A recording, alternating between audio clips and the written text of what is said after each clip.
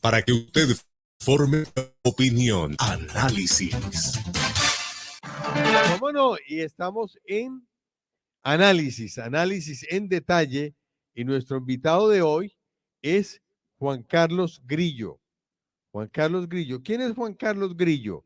Juan Carlos Grillo es administrador, él es economista, magíster en administración pública, consultor empresarial y de negocios. Y está con nosotros esta mañana. Doctor Juan Carlos Grillo, buenos días, ¿qué tal? ¿Cómo me le va?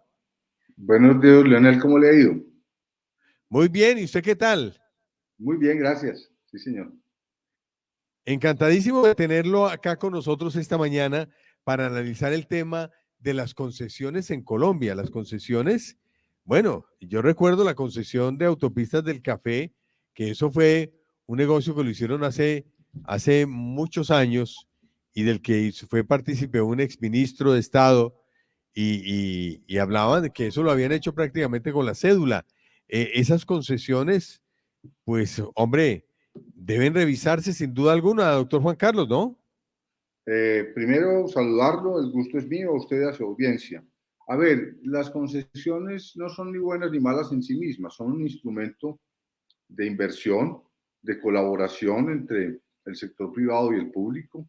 No son exclusivas de Colombia, ocurren en todo el mundo.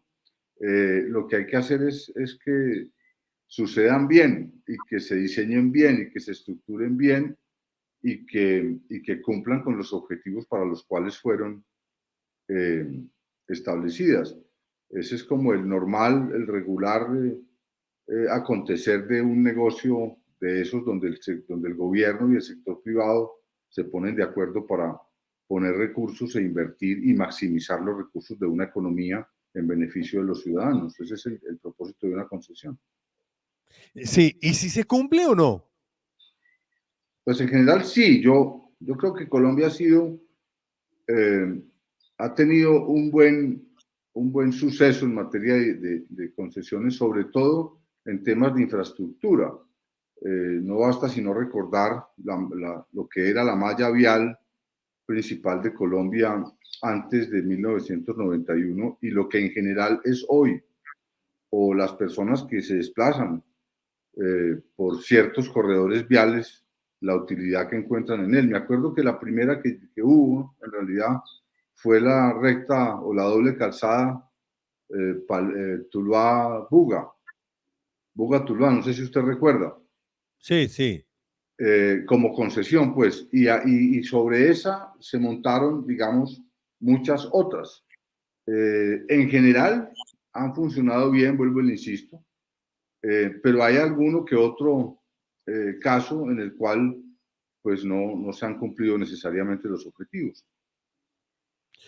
Claro, hablemos particularmente de la autopista del café, que se le denominó de esa manera inicialmente, y cómo se creó esa concesión y el trazado de esa doble calzada que a todos benefició, pero que en el departamento de Risaralda muy poco se hizo. Aquí punto 30, terminal de transportes no se hizo, en fin, ahí hay una deuda enorme con Pereira particularmente, ¿no?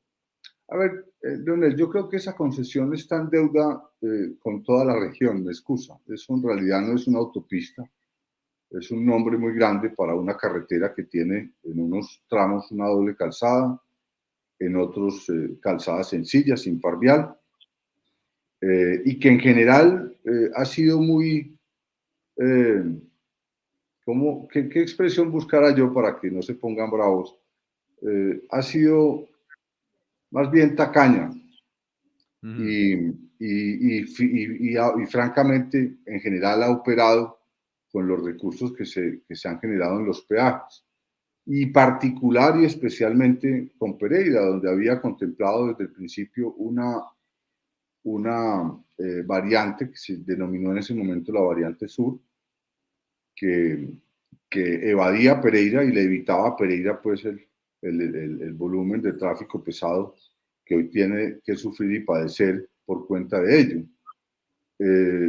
Después el gobierno nacional, con recursos del presupuesto nacional, hizo la variante de Condina, que es una carretera en doble sentido, que más o menos alivió el problema, pero pues que no lo resolvió. Y ni hablar pues de lo que sucedió en Caldas con el peaje de la Uribe en su momento.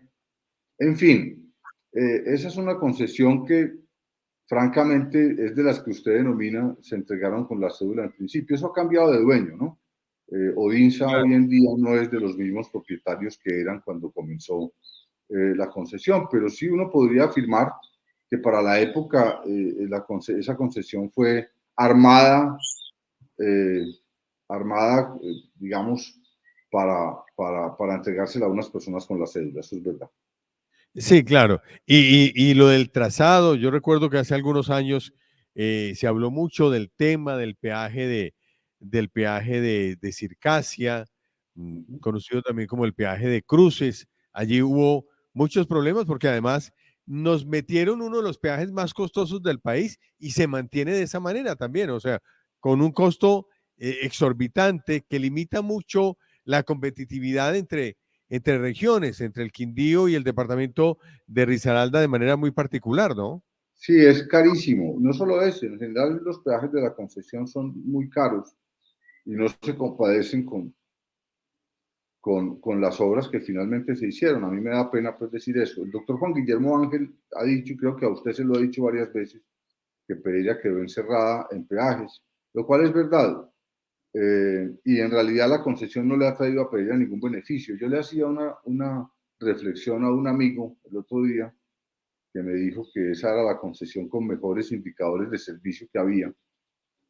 Y yo le dije, pues hombre, a mí me da pena, pero cuando hace 40 años uno iba a Manizales en una hora por una carretera supuestamente muy mala, y hoy en día, por la carretera que tiene mejores indicadores de servicio, se demora 1 hora y media cuando le va muy bien. Ese es un muy buen concepto de progreso, Leonel, ¿no? Que con la Sí. carretera mala nos demorábamos 1 hora y media, perdón, 1 hora, y ahora con la carretera de mejores indicadores de servicio, pues una persona se demora 1 hora y media yéndole muy bien a Manizales. Entonces, digamos que eso muestra pues, lo que ha sido la concesión en realidad.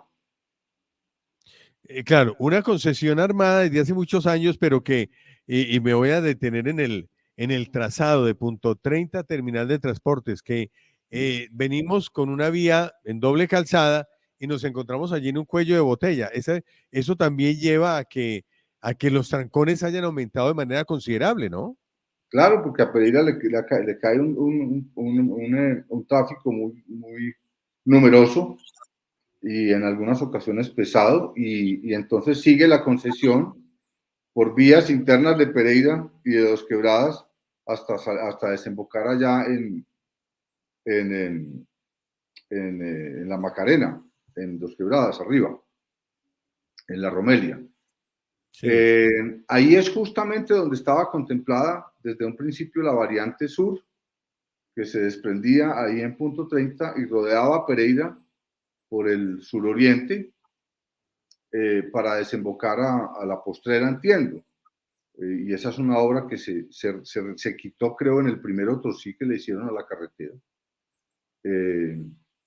Y pues tenemos las consecuencias que tenemos. En realidad, y lo hemos dicho de todas las maneras, el doctor Aurelio Suárez lo dijo, nosotros en una carta que hicimos en compañía de él y otras 69 personas que le dirigimos al gobierno para que revisara ese tema, que en realidad esa concesión se ha convertido en un tomador de renta. Y ese no es el propósito de una concesión. Y no es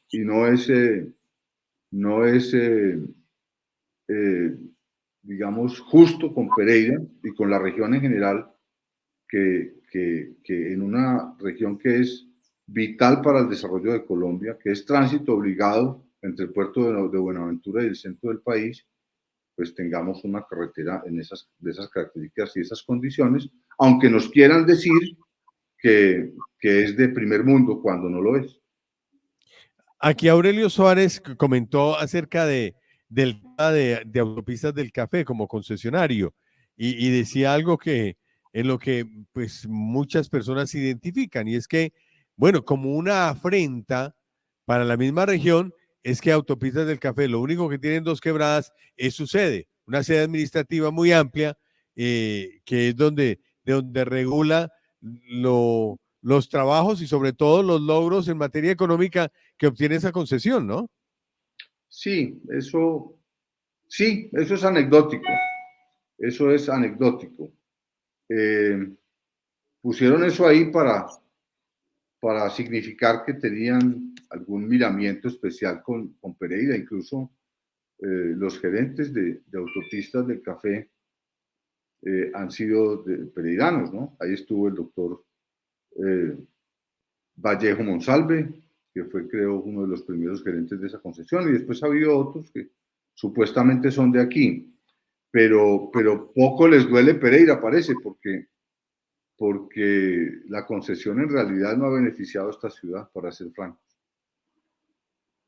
Y como si fuera poco y como para ponerle la cereza al pastel, miren lo que pasó allá en el puente del Alambrado, sobre el río La Vieja. Se cayó, Sí, no hubo previsión, no hubo mantenimiento. Y mire, ahora el grado de afectación tan grande en materia económica que tiene todo este territorio, ¿no? pues pareciera que todavía es un misterio por qué se cayó. Digamos que la lógica indica que por problemas de mantenimiento. En realidad yo no sé si ya entregaron el informe de causa raíz que llaman a la ANI sobre la caída de ese puente. Entiendo que han sido reticentes o sí que han sido reticentes para hacerlo. No sé si ya lo hicieron. Pero la realidad es que ese es un caso muy especial de esa concesión, porque es que ese tramo se los entregaron creo que en uno de los últimos otosíes. Es que tiene 27 o 28 otosíes, ya es difícil para uno saber qué sucedió en cada uno. Y la ilusión que tenía la gente del Valle, que así me lo han dicho muchas veces, cuando los contactamos para firmar esta carta a los transportadores del Valle, me decían, y con dirigentes del Valle con quienes converso frecuentemente, que ellos tenían la ilusión y la esperanza y el entendido, además, de que ese tramo se iba a hacer en doble calzada. Y eso quedó la misma carretera del Alambrado que construyó el gobierno nacional hace 60 años, cuando era el Ministerio de Obras el que hacía esas cosas. Y pues sí, eso le han hecho un mantenimiento y tal, pero sí, se cayó ese puente. Y eso es la caída de ese puente no solamente ha traído una afectación inmensa a la economía de Colombia y de esta región, sino que es el reflejo de lo que la concesión en realidad es, porque pues eso ya es el colmo, que a una empresa especializada en administrar una carretera pues se le caiga un puente en uno de los corredores más importantes y vitales para el país. Eso no sucede en ninguna parte del mundo. Y a uno le llama mucho la atención que suceda aquí, justamente. Claro, tendría que haber un juicio de responsabilidades allí, porque es que, pues eso no puede caerse un puente y ya, listo, se cayó. Bueno, recompongámoslo, porque eso se demora un tiempo y lo que ha generado es un daño económico enorme, enorme, enorme, es muy grande el daño, ¿no? Sin duda, Leonel, y sí, yo estoy de acuerdo con usted. Debería haber un juicio de responsabilidades. A uno le llama mucho la atención el silencio de muchos medios en esta región sobre ese problema, como si no estuviera sucediendo. Uno de los pocos que ha abordado el tema con tranquilidad y con franqueza ha sido usted aquí en este programa y en su emisora. Pero los demás brillan por el silencio, mutis por el foro, muchos de ellos, como si aquí no estuviera sucediendo nada. Y uno entiende que la concesión o el concesionario tenga una muy efectiva estrategia de relaciones públicas, pero digamos que la opinión pública tiene el derecho de revisar los problemas. Las cosas no se pueden meter debajo del tapete.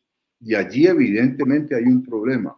Y hay un problema que le atañe no solamente a Pereira y a la competitividad de Pereira y a la comodidad de los ciudadanos que habitan esa ciudad, sino también a una región muy importante de Colombia, que es el Valle y el eje cafetero, y que además conecta a Buenaventura con el centro del país, y que tiene, digamos, eso es serio y tiene implicaciones. Entonces, a uno le llama mucho la atención el silencio y el silencio de muchos de los gremios y las cámaras de comercio, digamos, del Puente Bolívar para acá. A mí me llama mucho la atención que no haya habido ningún debate en especial sobre esto, que la Cámara de Comercio de Pereira haya guardado silencio absoluto, igual que la de Dos Quebradas, que algunos gerentes, gerentes gremiales o gerentes de gremio, o alguna gerente de gremio llame a sus colegas y a los empresarios a decirles que hay que ayudarle al concesionario. Por Dios, ¿eso a quién se le ocurre? Y a eso sumado la falta de debate y de juicio de responsabilidades, como usted muy bien lo indica. Claro, y hay que decirlo pues con nombre propio, es que el gerente de Autopistas del Café es Sergio Mauricio Vega Lemus, y él es el presidente de la ANDI aquí en esta regional, y entonces pues tiene mucha ascendencia sobre los demás colegas de gremios. Eso no debería ser de esa manera, porque es que uno no se puede arropar con la misma cobija cuando hay una situación tan evidente y tan dañina para toda la región. Sí, digamos que a mí no me gusta personalizar las cosas, pero usted tiene razón. Allí hay evidentemente un, un, un conflicto de interés, pero eso es lo que se ha vuelto costumbre en Pereira. En las juntas directivas públicas y privadas de esta ciudad se mantienen en un constante conflicto de interés y pareciera que no les importa. Eso lo hemos vivido en varias juntas en las que hemos estado y se ha vuelto como la norma de comportamiento regular. Y digamos que se nos ha olvidado como sociedad que el interés público prima sobre el particular y que cuando la gente tiene conflictos de interés, pues se aparta y deja que la sociedad haga las discusiones. Así es como fue esta ciudad durante toda su vida, y el crecimiento y la importancia de Pereira y de las empresas de Pereira, tanto públicas como privadas, se debió a esa mentalidad abierta para revisar los temas y a la absoluta pulcritud y comportamiento ético de las personas sobre el manejo de los asuntos públicos, pero pues eso parece que ya no es de, ¿cómo se dice eso? No es de uso corriente. Sí. Claro, muy preocupante el asunto, muy preocupante porque eso habla muy mal de los gremios, sobre todo más que de los gremios, de quienes están al frente de este, ¿no? Uno añora la época en que el comité intergremial estaba en manos de personas pues con una dinámica muy distinta, muy diferente, donde hacían su trabajo de cara con la región y apartados de aquellos círculos de gobierno en donde priman más la palmadita en la espalda y de pronto la búsqueda de un contrato particular. Eso ya ha dañado mucho esa imagen de esos gremios que otrora pues generaban un protagonismo importante, ¿no? Sí, a mí me da pena, pues, pero han caído en el ostracismo, han ido perdiendo relevancia porque pues, no defienden los intereses. Está bien, los gremios defienden los intereses de sus afiliados, eso es así de claro, pero un comité intergremial tiene que defender los intereses de la sociedad en su conjunto, y el comité intergremial ha perdido mucha audiencia y ha perdido vigencia, y a mí me da pena decirlo, pero se han quedado inmersos en medio de la comodidad y la mediocridad. Vea, Leonel, cuando yo me gradué de la universidad, a mí me invitaron a ser presidente ejecutivo de la Fundación para el Desarrollo de Risaralda. Y yo vine y estuve allí unos 4 o 5 años. Y a mí, pues nosotros no éramos miembros del comité intergremial, pero de vez en cuando nos invitaban allí, a las reuniones del comité, sobre todo cuando había discusiones en materia de proyectos de impacto regional. Y en esa época el comité intergremial se ocupaba de los temas de interés público. Hoy en día parece que la máxima es guardar silencio sobre los problemas. Y sí, hay un problema, una ausencia de liderazgo privado y público en la ciudad de Pereira que provoca todas estas situaciones. Entonces, los temas ya no se discuten. Y esto no es nuevo.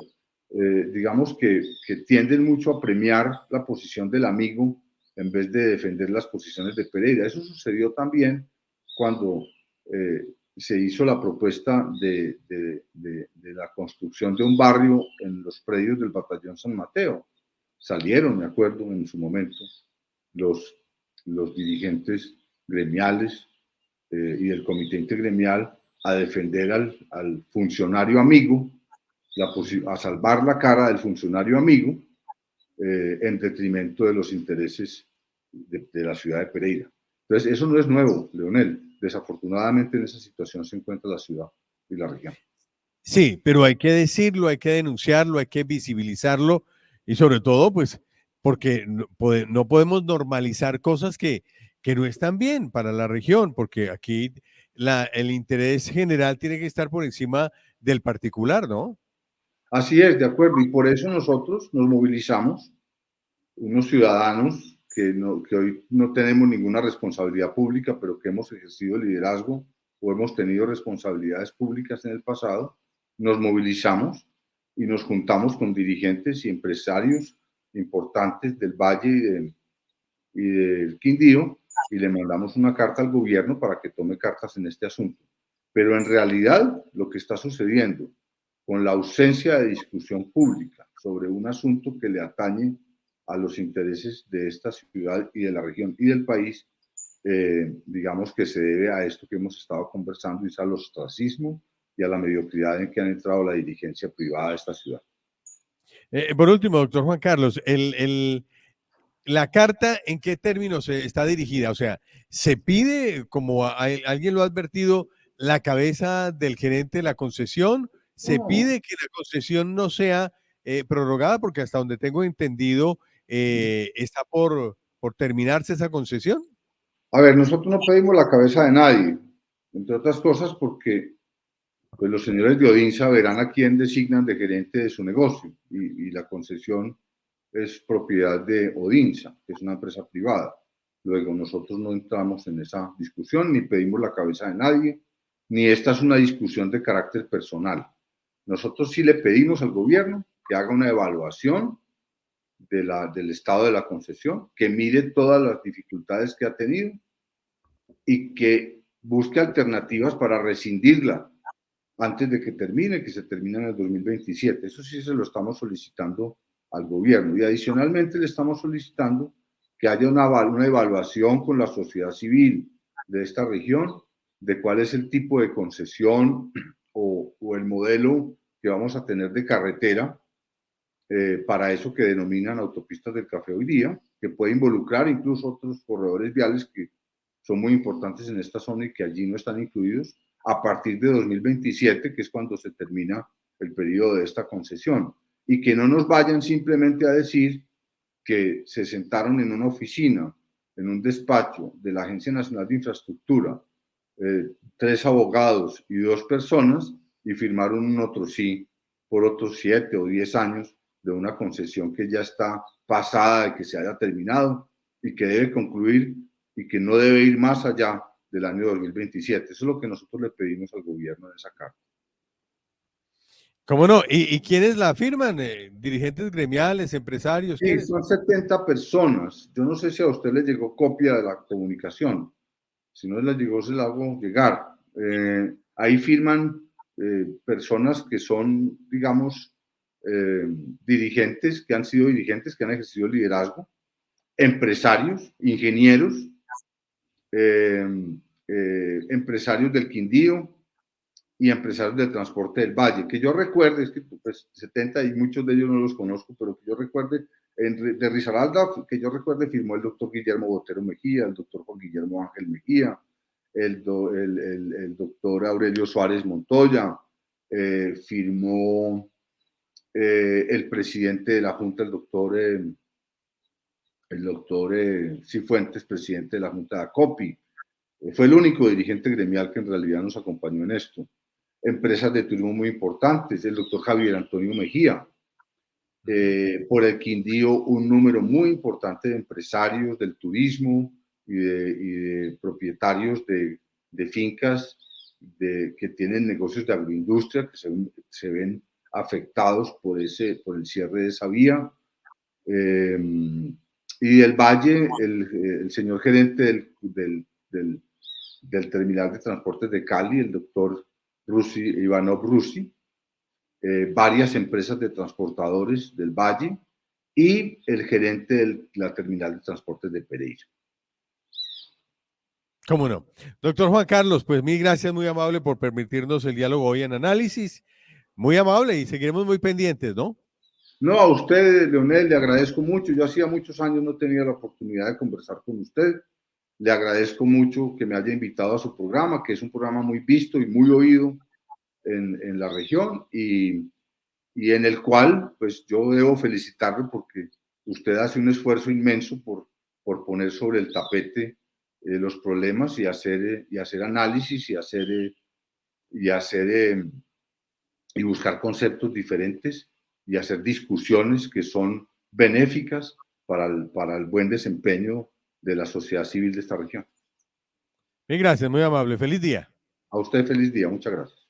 Muy amable. Él es Juan Carlos Grillo, él es economista y consultor. Él fue presidente de la Previsora, compañía de seguros, y ha tenido pues un liderazgo muy importante en el país. Y bueno, qué bueno que ha estado hoy con nosotros en esta mañana, ¿no? Consultor empresarial y de negocios.